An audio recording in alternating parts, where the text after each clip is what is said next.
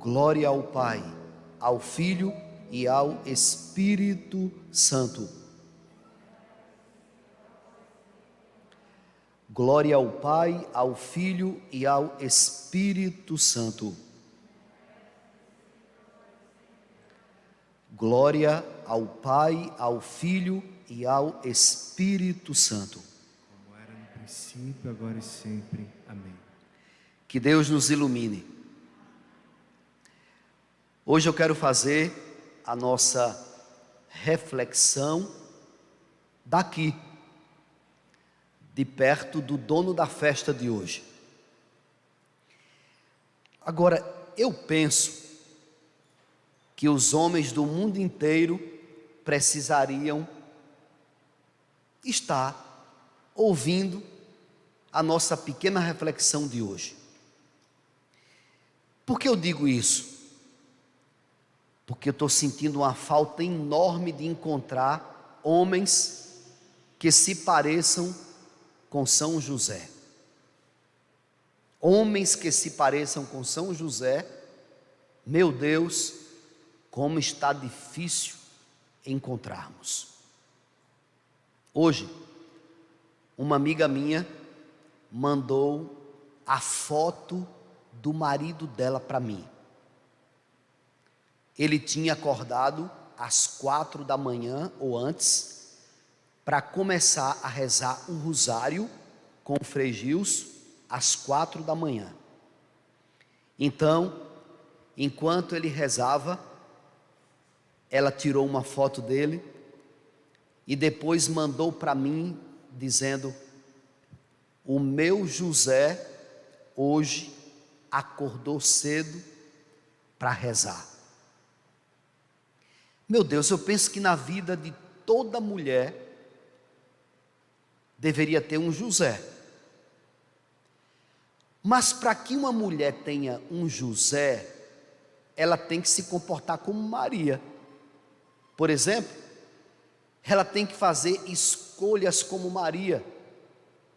Ela tem que ter o porte, os pensamentos, as atitudes de Maria. Porque como é que eu posso encontrar um José na vida se eu não sou Maria? Não tem como. Como é que Deus pode me dar um José se eu não me comporto como Maria?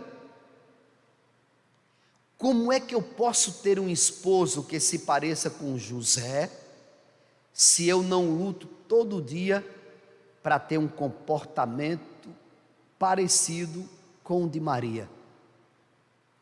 Engraçado que a gente quer que os outros sejam bons, melhores, mas às vezes a gente se esquece de que a gente precisa ser bom e melhor, todo dia. Eu fico pensando que se a gente rezasse mais, é bem capaz que Deus mandaria outras Marias e outros Josés. Mas a gente reza muito pouquinho. E aqui está o grande problema, que a gente não se prepara bem para os casamentos, para os namoros, para os noivados, e por isso nossos casamentos estão longe de parecerem com o de Maria e o de José. Mas hoje, particularmente, eu quero falar de uma virtude de São José. Ele tem várias. Certamente, quando eu começar a falar sobre essa daqui, a gente vai ver nela um monte de outras virtudes. Mas hoje eu quero falar da capacidade que São José tinha de amar. De amar. Se a gente olhar para a vida da gente, a gente vai perceber que o nosso amor é tão pequenininho, que a gente vai ter até vergonha. Olha, quando José foi pego de surpresa, vendo a mulher dele grávida, que não era dele, eu fico pensando quais foram os sentimentos que começaram a nascer dentro dele. Agora, como a palavra de Deus diz que ele era um homem justo, eu vou dizer o que deve ter se passado pela cabeça de um homem justo. O homem que não é justo, a pessoa que não é justa, facilmente ela cai em julgamentos injustos. Mas quando a palavra de Deus diz que ele era um homem justo, significa que quando ele tecia um julgamento, ele era justo no julgamento. Ou seja, ao ver Maria grávida, sendo ele um homem justo, olhe o que ele pensou: meu não é. Que ela não seja uma pessoa digna, impossível eu pensar isso daqui. Eu não sei o que é que está acontecendo, mas eu tenho certeza absoluta que ela não é capaz disso. Tanto é verdade o que eu estou falando, que ele disse: eu vou me prejudicar, eu vou sair de fininho, todos vão pensar que eu fiz o que não devia ter feito e saí, dei no pé, mas eu prefiro que pensem isso sobre mim a ter que vê-la morta, apedrejada, porque eu tenho certeza de que ela não é capaz disto. Agora você entende porque é que a palavra de Deus diz que José era um homem justo. Entenda que um homem justo é aquele que não julga sem saber. Como eu não sei, eu não posso levantar qualquer tipo de julgamento que não seja a verdade. Nós não somos justos, não somos. Nós julgamos com a maior facilidade do mundo. Com a maior facilidade do mundo, o julgamento sai de dentro de nós. Quando a gente segura a língua, dentro já aconteceu tudo que nem podia acontecer. Então, embora ele apareça logo de primeira mão como um homem justo, eu quero falar é sobre a capacidade dele de amar.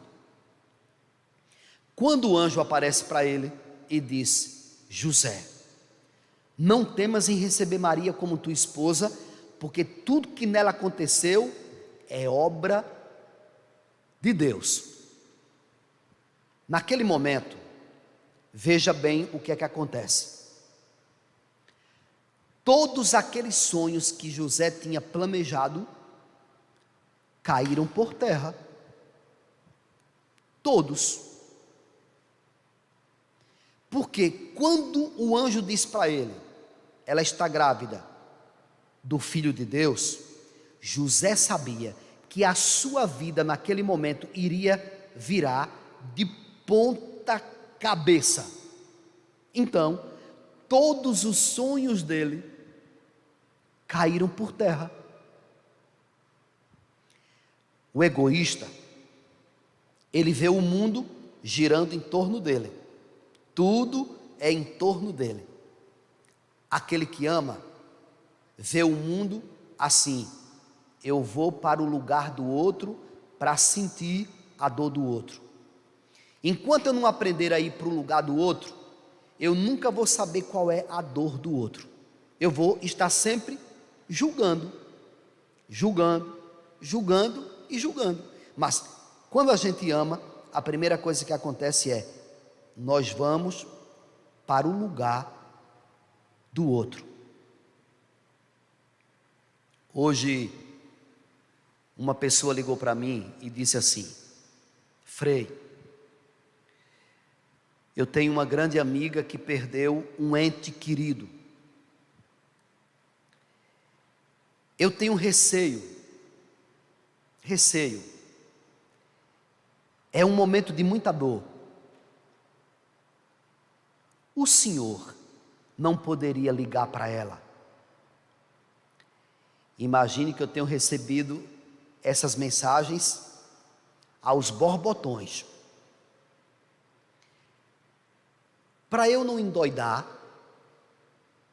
para eu não perder o juízo, eu tenho que ir para o lugar do outro. Então eu penso, se eu tivesse mergulhado na dor, eu gostaria de receber um telefonema de alguém que para mim é muito importante. Eu não a conheço, ela me conhece pela tela. Mas quando liguei hoje pela manhã, chorava ela e chorava a mãe dela. Naquele momento, eu só queria dizer que a igreja estava ali, com elas. Como as igrejas estão de portas fechadas, eu queria dizer, a tua igreja está com vocês nesse momento. Mas para isso a gente tem que ir para o lugar do outro. Porque se a gente não for, a gente não sente a dor do outro. José era um homem que em tudo ia para o lugar do outro. Ele foi para o lugar de Maria quando ele disse, ela vai morrer apedrejada. Eu prefiro sair como vilão dessa história, a ter que deixá-la morrer apedrejada. Foi para o lugar dela. Foi para o lugar dela. Agora me diga uma coisa. Nós sabemos que nenhuma criatura na terra se parece com Maria. Nenhuma. Ninguém nasceu imaculado. Ela nasceu imaculada. Portanto, ninguém no mundo amou mais a Deus do que Maria. Mas para ter um homem ao lado dela, que pudesse cuidar dela e do próprio Deus, tinha que ser alguém quase que igual a ela. Quase que igual a ela. Nós ainda precisamos saber muito sobre São José. Irmãos, só por aqui nós já imaginamos a qualidade de homem que foi José. Como é que Deus daria para um homem a sua própria casa, porque o filho dele estava, com a mulher que ele mais amava no mundo, Maria? Deus confiou a José os tesouros dele, o seu filho e a mãe dele. Deus não poderia confiar esses tesouros se não fosse a um homem bem parecido com ela. Impossível. Sabem por quê? Porque Jesus, enquanto José esteve vivo, deveu obediência a ele. Quem dizia como funcionava a casa de Nazaré era José. Então, como Deus poderia ter confiado o lar de Nazaré a alguém que não fosse bem no patamar da mãe do filho dele? Impossível, tinha que ser assim. Então acho que Maria e José, os dois são muito parecidos. José sempre ia para o lugar dos outros, sempre. Passou a vida dessa forma. Deus confiou aquela família a ele, e ele deu conta da família que Deus a ele confiou. E ele fez porque ele se esqueceu dele. Quando o menino nasceu, ao invés de voltarem para a casa que ele tinha construído e que eu conheci, ao invés deles voltarem para a casa que ele tinha construído para viver a vida dele com Maria, como todo homem, não, teve que fugir para o Egito, porque Herodes ia matar o menino. Os sonhos dele caíram por terra. E já pensaram você sair para um outro país com uma criança recém-nascida, uma mulher, sem falar a língua e sem ter nada naquele país? Quem cuidou da mulher e do menino? Ele. Foi ele. Todas as preocupações caíram em cima dele. Deus confiou à sua família a pessoa mais certa do mundo, a ele, a José. Agora o povo quer ter José, mas não é Maria. O povo quer ter Maria, mas não é José. Que negócio mais injusto é esse daqui? Isso não é possível. Para eu rezar a Deus que me deu um José, eu tenho que rezar a Deus todo dia para eu me parecer muitíssimo com Maria. Senão, é injusto. É injusto. Quando eu vi aquela foto daquele homem, de madrugada, todo contrito, e ele que gosta de dormir, viu? Que eu conheço. Todo contrito, rezando o rosário, de madrugada, eu fiquei pensando, seria tão diferente se fosse assim? Tão diferente se fosse assim. A gente quer ter um homem, um marido que reza, mas a gente tem que rezar bem. A gente quer ter um marido que seja responsável, mas a gente tem que ser muito responsável. A gente quer um marido bom, zeloso, pacificado, mas a gente tem que ser bom, zeloso e pacificado. Porque é injusto querer que Deus me dê algo que eu não me esforço absolutamente para viver e para ser. É injusto.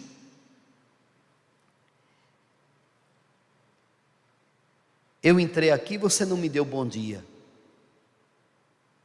Mas você devia ter dado bom dia. Eu entrei aqui, mas você não falou comigo, mas você devia ter falado comigo. Eu, no lugar do outro. Sempre. Alguém está doente. Se eu não for para o lugar da pessoa que está doente, eu nunca vou sofrer com essa pessoa. Nunca. Eu preciso ir para o lugar do outro, para sofrer com o outro. Eu não estou dizendo que você vai se arruinar na dor. Eu estou dizendo que eu só sei a dor que o outro está vivendo quando eu vou para o lugar do outro.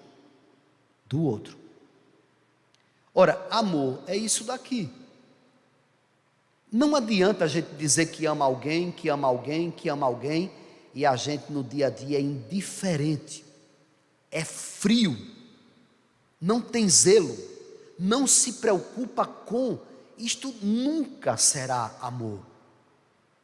Nunca será amor.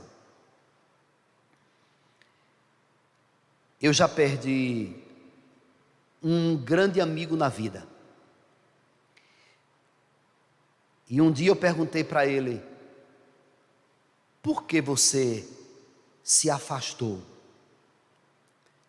E ele me disse: porque eu tenho 2 amigos e uma namorada. Eu não consigo dar conta de tanta gente. Ele tinha 2 amigos e uma namorada. E ele me disse que não conseguia dar conta de tanta gente.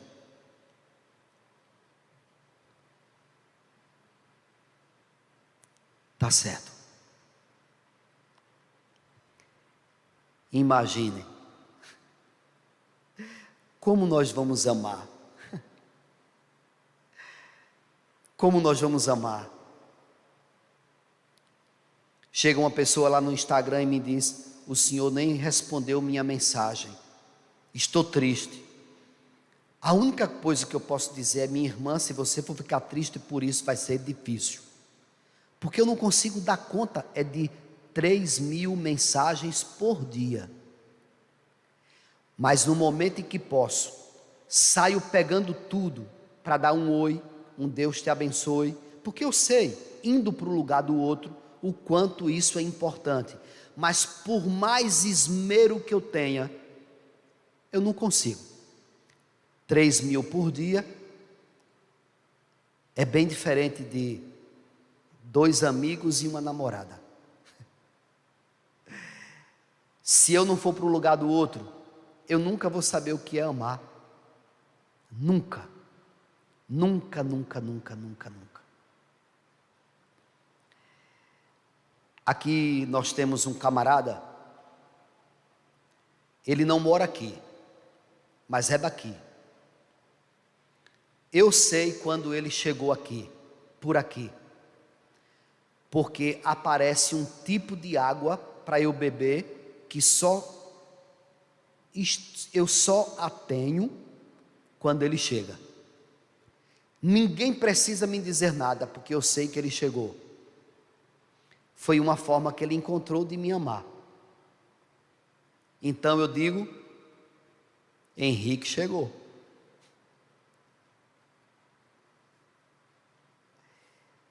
Quando eu acabo a celebração, que ele está por aqui, quando eu chego lá fora, ele diz para mim: Santo Padre, já mandei preparar sua água de coco.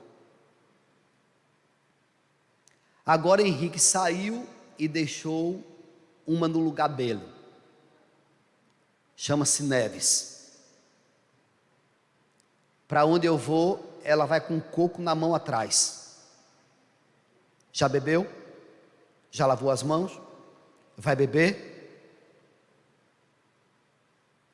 Porque talvez a coisa mais fácil do mundo seja dizer: eu te amo. Eu te amo. Que amor é esse que não se traduz em gestos? Que amor é esse que não se traduz em coisa concreta? Eu te amo. Eu te amo tem muito peso. De fato, para a gente acreditar hoje em eu te amo, a gente tem que ver o eu te amo se tornar carne. Carne. Senão, é pura mentira. Carne. Eu te amo tem que se tornar carne. Eu preciso dizer: olha o amor, eu estou vendo o amor. Isso só é possível quando aquilo que eu sinto se traduz em gestos concretos. Olha aqui José: eu vou sair de mansinho, vão pensar que eu fui um mau caráter, mas eu prefiro sair calado, sem dizer o que está acontecendo, a ter que vê-la morta, apedrejada. Isso é amor. Isso é amor. Isso é amor.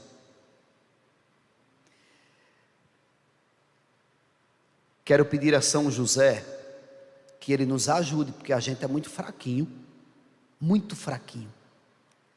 Quero pedir a São José para que ele interceda por nós, a Deus, para que Deus nos dê a capacidade de nós sairmos de nós mesmos para amar o outro, porque senão serão palavras jogadas ao vento. Que Deus nos ajude.